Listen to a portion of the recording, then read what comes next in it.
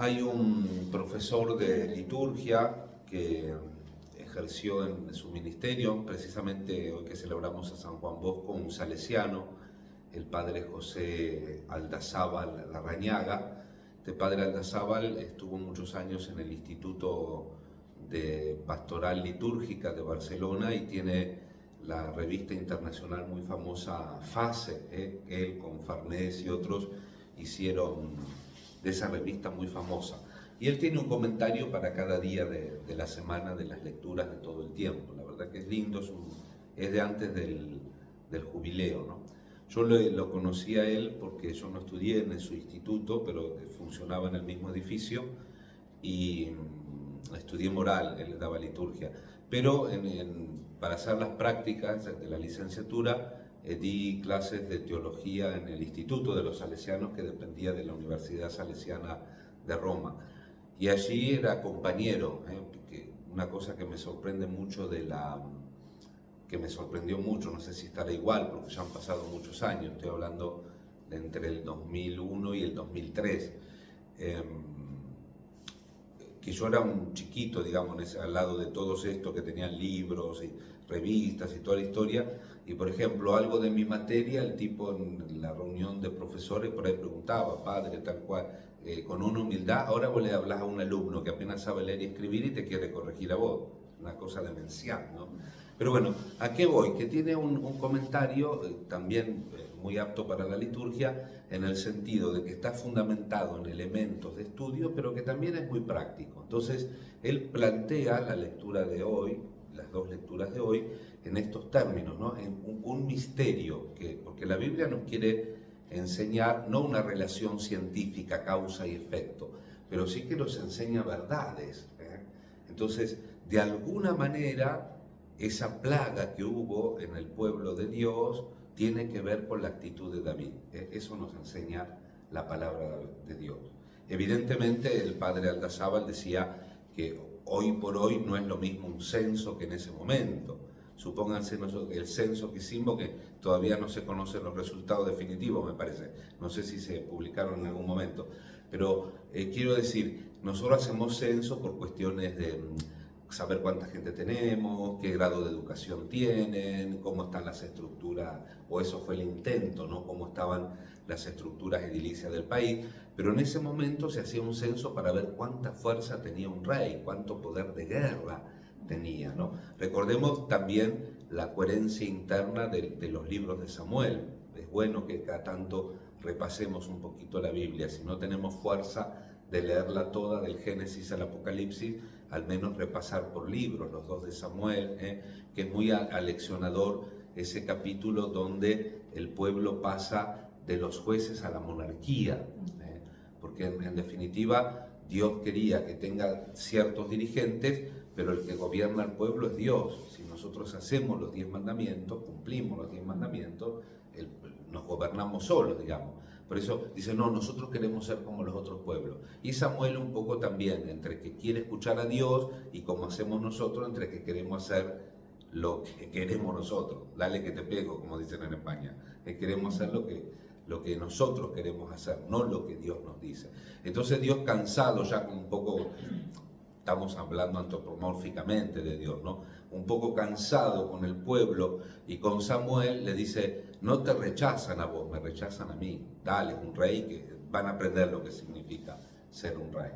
Por eso David en el fondo sabe eso también, sabe eso y se da cuenta que cometió un pecado de autosuficiencia. Entonces ya el profeta había tenido la palabra del Señor, le propone 3 cosas, el hambre, la persecución y la peste, y él elige la peste también con la mentalidad de la época, ¿no es cierto? Que dice, mejor caigamos en las manos de Dios, que es misericordioso, y no en las manos de los hombres que pueden hacer un desastre.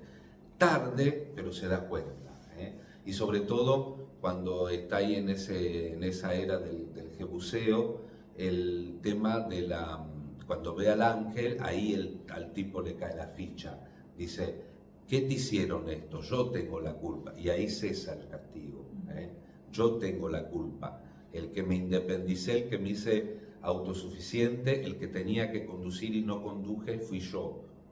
dice David. Así que, por favor, perdona al pueblo. Lindo, ¿no? Es una historia linda. Tenemos que prescindir del tema de las supersticiones. Porque a veces te agarras una gripe porque no te abrigaste bien o caminaste descalzo, qué sé yo. No es que Dios te castigó, pero a veces las situaciones, también los problemas que hay en el mundo y todo, no son castigos en el sentido de directamente Dios te voy a dar chachas, no, pero sí que son, digamos así, como consecuencias naturales de la educación y de las decisiones libres. Por ejemplo, si vos sabés que un terreno se inunda y haces tu casa, sí, por ahí tenés suerte y en un gran periodo de tiempo no se te inunda, pero de golpe se te inunda y te queda bajo el agua. Entonces, de alguna manera es aleccionador. ¿Por qué? Porque Dios no suprime las causas naturales, pero Dios no ahoga a las personas ni las moja, sino que nosotros también tenemos que atender.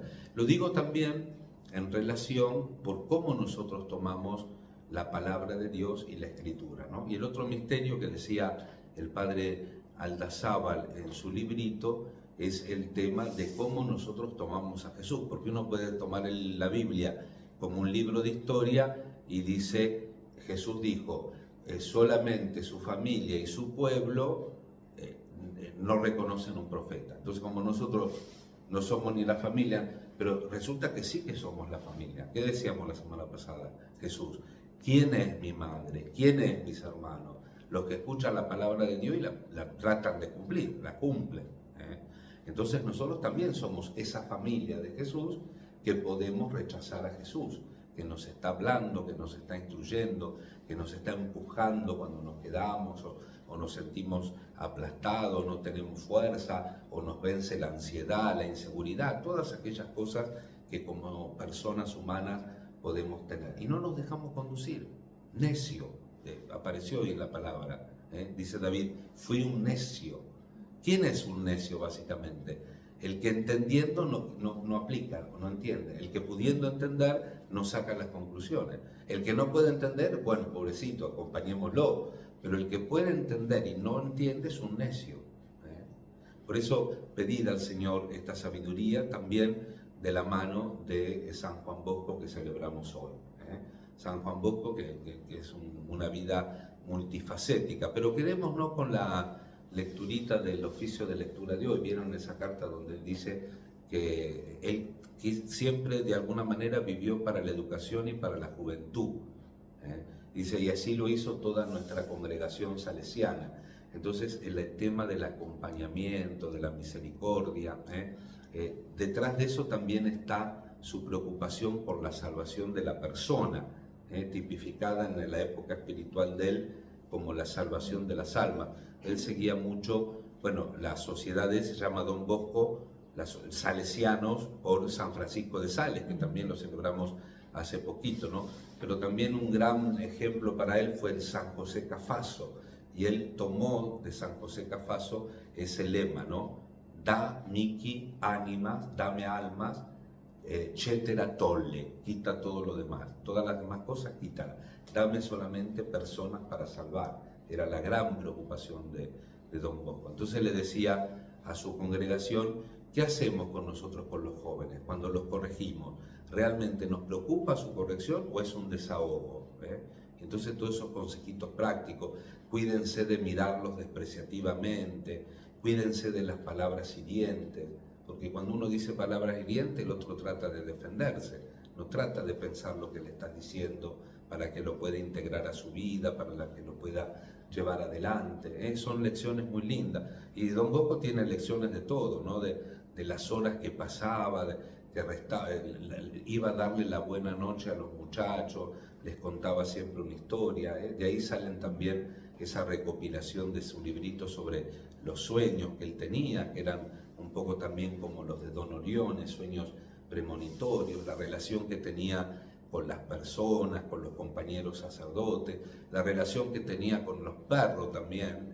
El Grigio tenía un perro que era como un ángel, eran zonas bravas, las que uno ahora va a la Basílica de María Auxiliadora, a Europa, pero en la época de él era medio descampado, era una zona peligrosa, y de golpe le apareció un perro que él decía que era un ángel, un perro que no sé cuántos años vivió, pero dice, los servicios que me hizo el grillo, decía, el grillo, el gris, grillo, no el grillo, el bichito, sino grillo del color gris. Y entonces, dice que después apareció el día que le hicieron la misa de cuerpo presente, dice que el perro apareció, se quedó abajo del cajón y nunca más lo vieron. Él decía que era un ángel que se había de alguna manera puesto en la forma de un perro, que era los testigos que están en el proceso, que lo vieron, dice que era un perro gris enorme, más parecido a un lobo que a un perro, pero que también había cuidado a gente que estaba relacionada con él, con Don Bosco, ¿no? Digo, fíjense la relación natural, inclusive, que surge cuando un alma de verdad busca a Dios, con las cosas naturales también, y me estoy extendiendo, termino. Digo, para no idealizar, ¿ustedes se creen que Don Bosco era perfecto? No, yo me imagino que tendría un carácter, primero porque era un tano, 100% tano, a más no poder, y segundo por todo, pero digo, ¿cuánto puede hacer la gracia con determinadas cosas que nosotros tenemos y que nos rendimos, las dejamos, no las trabajamos, no las luchamos, no las sacamos adelante porque pensamos, viste un poco el tango un poco resignado, si soy así, ¿qué voy a hacer? Entonces pedirle al Señor la gracia de tener fuerza. También hoy miércoles, que es San José, a quien pedimos su ayuda con María y su intercesión. Amén. Amén.